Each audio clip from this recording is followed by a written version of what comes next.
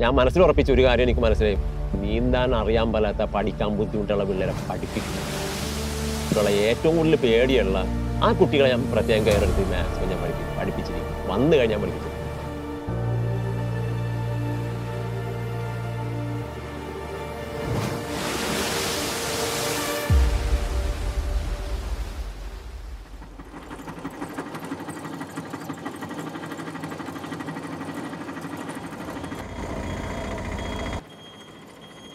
എൻ്റെ പേര് ഡൊമിനിക് എന്നാണ്. എനിക്കിപ്പോൾ 55 വയസ്സായി. ഞാൻ ചെയ്യുന്ന ജോലി ഓട്ടോറിക്ഷ ഓടിക്കലാണ്. ഇപ്പം നിലവിൽ വൈപ്പിൻ ബീച്ച് ക്ലബിൻ്റെ ചീഫ് ട്രെയിനറായിരുന്നു.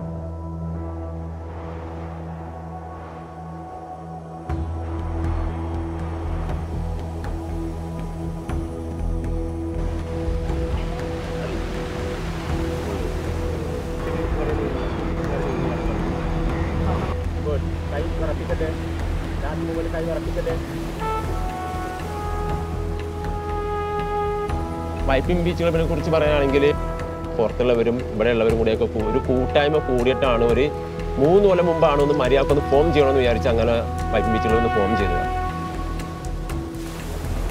ഞങ്ങൾക്ക് ബീച്ചുമായിട്ട് ബന്ധപ്പെട്ടുള്ള ആക്ടിവിറ്റീസാണ് ഞങ്ങൾക്ക് കൂടുതലുള്ളത്. ഫസ്റ്റ് പ്രിഫറൻസ് കൊടുക്കുന്നത് നീന്തലിനാണ്. നീന്തൽ പ്രാക്ടീസ് കൊടുക്കാൻ എത്ര പേരുണ്ടോ അവരെയൊക്കെ ഒന്ന് ഡിവൈഡ് ചെയ്തിട്ട് അവർക്കും കൂടി നീന്തൽ കൊടുക്കുക.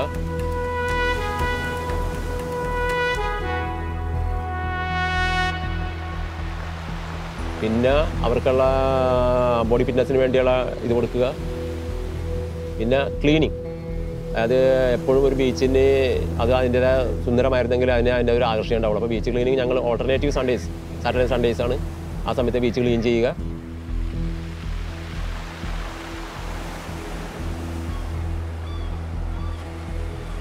ഞാനിവിടെ വന്നത് എൻ്റെ കുട്ടികളെ നീന്തൽ പഠിപ്പിക്കാൻ വേണ്ടിയാണ്. ഒരു 4-5 വർഷം മുമ്പ് 2 പിള്ളേരും നന്നായിട്ട് നീന്തൽ പഠിച്ചു. എനിക്കിതിനോട് കൂടുതൽ ഇഷ്ടം തോന്നാൻ കാര്യം ഞാനിവിടെ വന്നതിന് ശേഷം എൻ്റെ കുട്ടികളെ പഠിപ്പിക്കാൻ നേരത്ത് ഈ കടൽ എന്താണെന്നുള്ളത് എനിക്കൊന്ന് എല്ലാവരോടൊന്ന് അറിയിച്ചു കൊടുക്കുമെന്ന് തോന്നി. കാരണം ഇത്രയും സുന്ദരവും എൻജോയ് ചെയ്യാൻ പറ്റിയ അപകടം കുറഞ്ഞ നീന്തൽ പഠിക്കാൻ എളുപ്പമായ ഇത്രയും സുന്ദരമായ ഒരു സംഭവം വേറെ ഒരു രീതിക്കും കിട്ടുമെന്ന് എനിക്ക് തോന്നുന്നില്ല.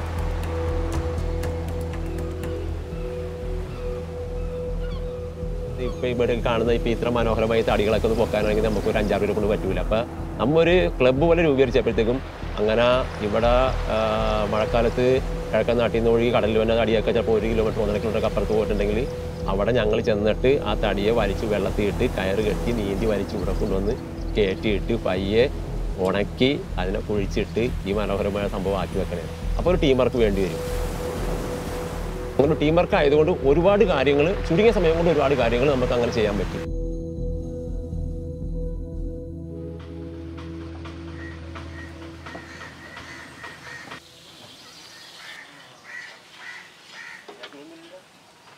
ഞാൻ താമസിക്കുന്നത് ബോൾഗാട്ടി ഐലൻഡിലാണ്.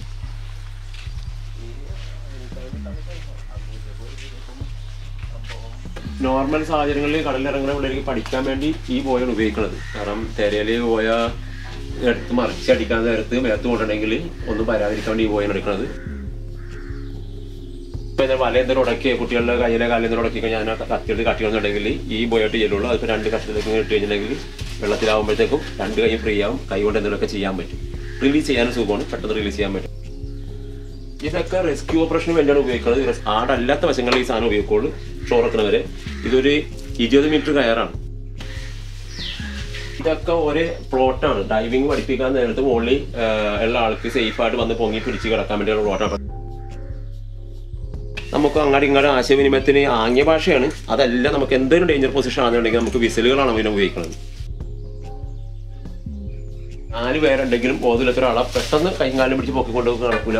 ശരിക്കും ഒരാളെ കിടത്തി കഴിഞ്ഞാൽ നേരെ കിടന്നു കഴിഞ്ഞാൽ മറ്റുള്ളവരുടെയൊക്കെ സ്പെഷ്യൽ കിടന്നു കഴിഞ്ഞാൽ ബെഡിട്ട് കൂട്ടാറാണ്. ഇത് കൂടുതൽ ഒരാൾ പിടിക്കുമ്പോൾ തന്നെ പയ്യെ ലോക്കാകും. 2 പേരുണ്ടെങ്കിൽ ഒരാളെ കൊണ്ടുപോകാൻ പറ്റും. അതിനുവേണ്ടി ഒരു സ്റ്റാൻഡ് ബൈ ആക്കി വെച്ചൊക്കെയാണ്. CPR കൊടുത്ത് നിൽക്കേണ്ട ഒരാൾക്ക് CPR കിട്ടിയ ആള് ബ്രീത്ത് എടുത്ത് കഴിഞ്ഞാൽ പിന്നെ ഹോസ്പിറ്റലിനകത്ത് എത്തിക്കല്ലാതെ നമുക്ക് വേറെ വഴിയില്ല. ഒരു ബെറ്റർ മെഡിക്കൽ അസിസ്റ്റൻസ് കിട്ടുന്ന വരെ ഇങ്ങനെയുള്ള കാര്യങ്ങളൊക്കെ കൊണ്ട് നമ്മൾ മാക്സിമം കാര്യങ്ങൾ ചെയ്യും.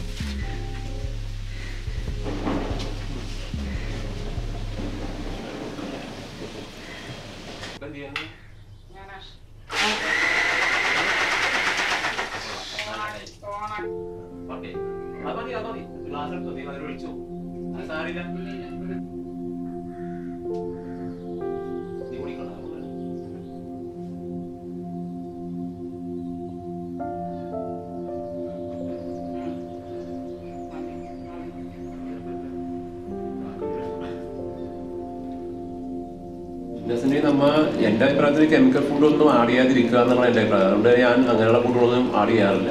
പകരം നോർമലി നമുക്കിപ്പോൾ ഈ കപ്പലണ്ടി മുളപ്പിച്ചത്, ചെറുപയർ മുളപ്പിച്ചത്, കടല മുളപ്പിച്ചത്, കാരയുണ്ട്, കറുത്തയുണ്ട് മുളപ്പിച്ചത്, അങ്ങനെയുള്ള ഇന്നൊക്കെയുള്ള പ്രോട്ടീൻ എടുക്കുക. പിന്നെ ഇപ്പം മീറ്റിൽ നമ്മൾ റെഡ് മീറ്റ് ഇപ്പോൾ പ്രോബ്ലം വരാറ്, ഇപ്പോൾ കൊളസ്ട്രോളും പ്രഷറൊക്കെ ഹൈ ആവാനും റെഡ് മീറ്റൊക്കെ വളരെ കുറച്ചിട്ട് ഇപ്പോൾ ഫിഷ് മീറ്റ് എടുക്കുക. അതാകുമ്പോൾ അധികം വലിയ കുഴപ്പമില്ല. കാരണം ഫിഷ് മീറ്റിന് നല്ല പ്രോട്ടീൻ കിട്ടട്ടെ. അതും പിന്നെ സപ്പോർട്ടിങ് വെജിറ്റബിളൊക്കെ ആയി കഴിഞ്ഞാൽ നോർമലി നമുക്ക് എന്താ പറയുക, രോഗപ്രതിരോധ ശേഷിയും കിട്ടും. പിന്നെ ഇപ്പോൾ സ്വിമ്മിങ്ങിനെ സംബന്ധിച്ച് നമുക്കൊരു മസിൽ അല്ലല്ല പ്രധാനം, അവിടെ ഫ്ലെക്സിബിലിറ്റിയാണ് കൂടുതൽ വേണ്ടത്. ഒരു ഫ്ലവർ മസിൽ എന്ന് പറയുക. അപ്പോൾ നമുക്കെപ്പോഴും ഒഴുക്കം പറ്റുള്ള മസിലാണ് ആവശ്യം. അപ്പോൾ അതിനൊക്കെ ഏറ്റവും നല്ലത് എനിക്ക് തോന്നുന്നത് ഇത്തരത്തിലുള്ള ഒരു ഡയറ്റ് ആയിരിക്കും എന്ന് വിചാരിക്കണം.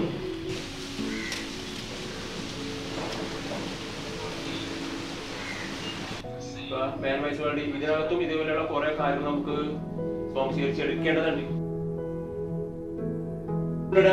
ഒരു സീറ്റിൽ പോകുമ്പോഴത്തേക്കും കാണാം ഷോറും കാര്യം, അവിടെ നടക്കുന്ന കുറച്ച് കാര്യങ്ങളില്ലേ ഉള്ള മത്സ്യത്തിന് വേണ്ടി ചെയ്യാൻ നോക്കി കണ്ട ഇത്തരം കാര്യങ്ങൾ. ഇപ്പൊ അത് ഫയർ എങ്ങനെ എടുക്കും, മീൻ വേവിച്ചിട്ട് അവർക്കുള്ള ഒരു ദിവസത്തെ പ്രോട്ടീൻ എടുക്കുന്നത് ഇപ്പൊ മീനിൽ നിന്നാണ്. അപ്പൊ ഇതൊക്കെ നമ്മുടെ കുട്ടികൾ എന്തുകൊണ്ട് ഇതൊക്കെ കണ്ടിട്ട് അതുപോലെ ഒരു മാനസിക പാർട്ടി അയച്ച് കണ്ട ഫയറാക്കി കൊമ്പേര് വെച്ച് മീൻ ചുടലായി, വേറെ ഒന്നും ചേർക്കല്ലേ, കിട്ടി മുള്ളുള്ള ഭാഗം അവിടെ നിന്ന് പയ്യെ മാറ്റി തുടങ്ങി ഈ തുടങ്ങി.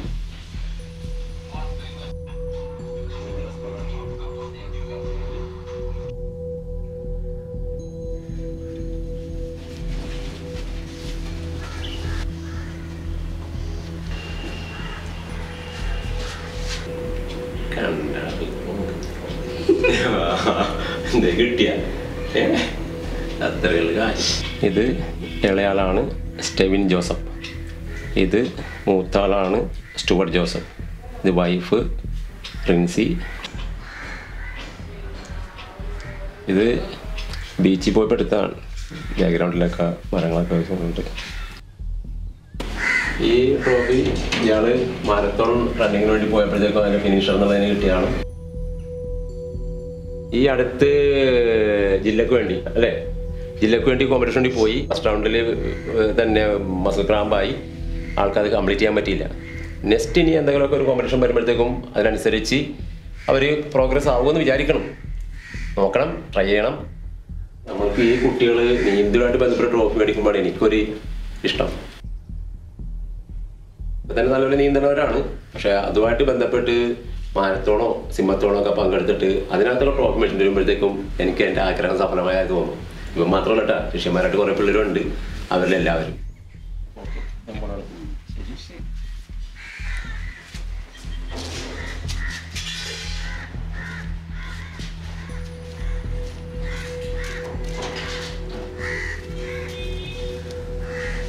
അഞ്ച് മണിക്ക് എഴുന്നേൽക്കണം എന്ന് പറയുമ്പോൾ തന്നെ ഒന്ന് ആലോചിച്ച് നോക്കൂ, ഞാൻ എത്ര മണിക്ക് കിടക്കണം, അപ്പോൾ ഞാൻ എൻ്റെ വർക്ക് എത്ര മണിക്ക് നിർത്തണം. വീടെത്തുമ്പോൾ ഒരു 9-9 ആ ടൈം, ചിലപ്പോൾ 10 മണിയാവും.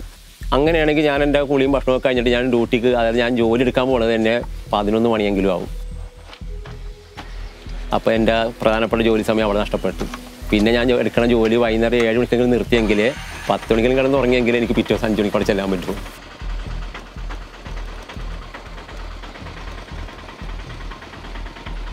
അപ്പോൾ വർക്കിംഗ് അവേഴ്സ് കുറയുന്നതനുസരിച്ച് പ്രായോഗിക തലത്തിൽ വളരെ ബുദ്ധിമുട്ടി.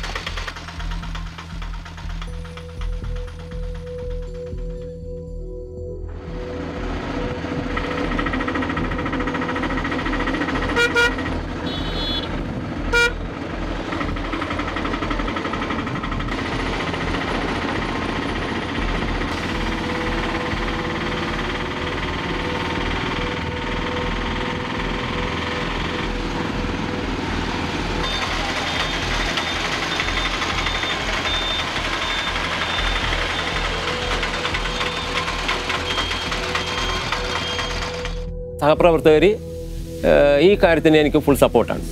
അവർക്ക് വലിയൊരു അതിശയമാണ്.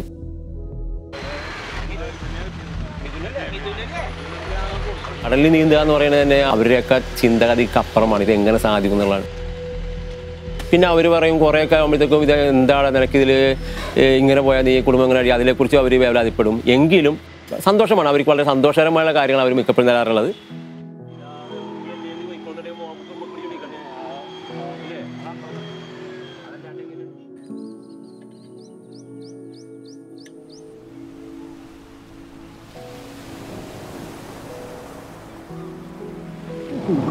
Easy, maximum, easy. Good. Relax ചെയ്തോ.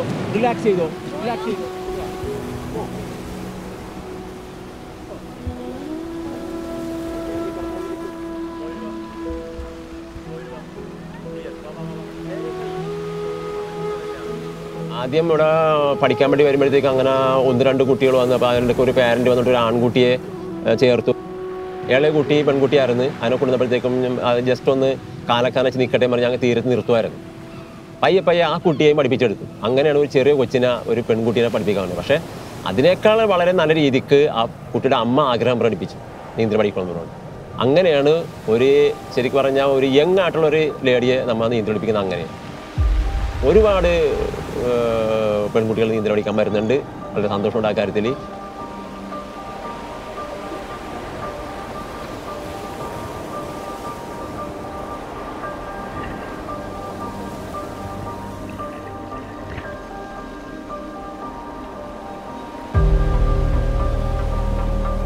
പഞ്ചേന്ദ്രിയങ്ങളുടെ ശരിയായ വർക്കിംഗ് ആണ് ശരീരത്തിൻ്റെ ശരിയായ ആരോഗ്യം. അങ്ങനെയാണെങ്കിൽ അതിൻ്റെ നിർമ്മിതിക്ക് വേണ്ടത് പഞ്ചഭൂതങ്ങളാണ്.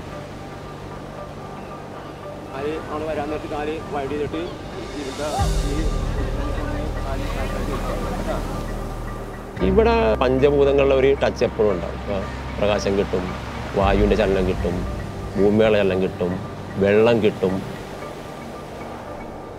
പഞ്ചഭൂതങ്ങളിലെ എല്ലാ സ്പർശനവും ഏറ്റുവാങ്ങിക്കൊണ്ട് ശരീരത്തിന് ഏറ്റവും നല്ല നിലയിലേക്ക് കൊണ്ടുവരാൻ പറ്റിയ ഒരു ഇതുണ്ടെന്നുണ്ടെങ്കിൽ അതിവിടെ തന്നെയാണ്.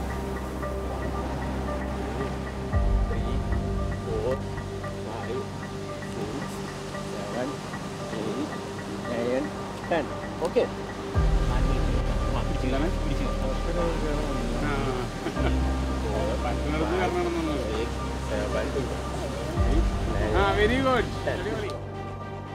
എല്ലാവരും കടലിനെ പേടിയോടെയാണ് വീക്ഷിക്കുന്നത്. പക്ഷേ പേടി വീക്ഷിക്കേണ്ട കാര്യമില്ല. ഒന്ന് കടലിനെ മനസ്സിലാക്കാൻ, ഒന്ന് അറിയാൻ ശ്രമിച്ചു കഴിഞ്ഞാൽ കടൽ വളരെ ഈസിയായിട്ട് നീന്തൽ പഠിക്കാൻ പറ്റുന്ന ഒരു സ്ഥലമാണ്. അതുകൂടാതെ വളരെ നല്ല രീതിയിൽ സന്തോഷിച്ച് നീന്താൻ പറ്റും. കാരണം നമുക്ക് ഓരോ വേവിനെയും ആസ്വദിച്ച് നീന്താൻ പറ്റും. ഒന്ന് അറിഞ്ഞ് നീന്തി കഴിഞ്ഞിട്ടുണ്ടെങ്കിൽ ഇത്ര മാനസികമായിട്ടൊരു സന്തോഷം തന്നെ മറ്റൊരു വിനോദോപാധി ഉണ്ടെന്ന് എനിക്ക് തോന്നുന്നില്ല. ഈ കടപ്പുറം അങ്ങനെ ഡെവലപ്പ് ആക്കാൻ എന്നുള്ള രീതിയിൽ ഉദ്ദേശിക്കുകയാണ്. ഇനിയും പോരായ്മകൾ പലതും ഉണ്ട്. അതിനുവേണ്ടിയുള്ള ശ്രമം നടന്നുകൊണ്ടിരിക്കുകയാണ്.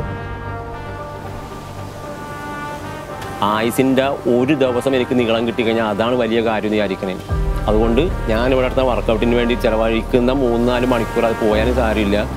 അതെനിക്ക് മിക്കവാറും ഞാൻ എൻ്റേതായ കാഴ്ച അത് ചിലപ്പോൾ എനിക്കൊരു 4 വർഷം കൂടെ എനിക്കത് ഫ്രീ ആയിട്ട് എനിക്ക് ഉണ്ടാക്കി തരുമെന്ന് വിചാരിക്കും. അപ്പോൾ മരിക്കാൻ വേണ്ടി ജീവിക്കുന്ന ഒരു പുതിയ തലമുറ പോലെ അങ്ങനെ എനിക്ക് ആഗ്രഹമില്ല. എനിക്ക് ജീവിക്കാൻ വേണ്ടി ജീവിച്ചാൽ കൊള്ളാമെന്നുണ്ട്. അതുകൊണ്ട് ഞാൻ ഈ വർക്കൗട്ട് ചെയ്യും. 4 വർഷം 40 വർഷം നീണ്ടുപോയാലും സാരമില്ല. ഞാൻ അവിടെ വരും. ഈ നഷ്ടമൊക്കെ ഞാൻ സഹിക്കും. അതിന് ഞാൻ സന്തോഷം കണ്ടെത്തും.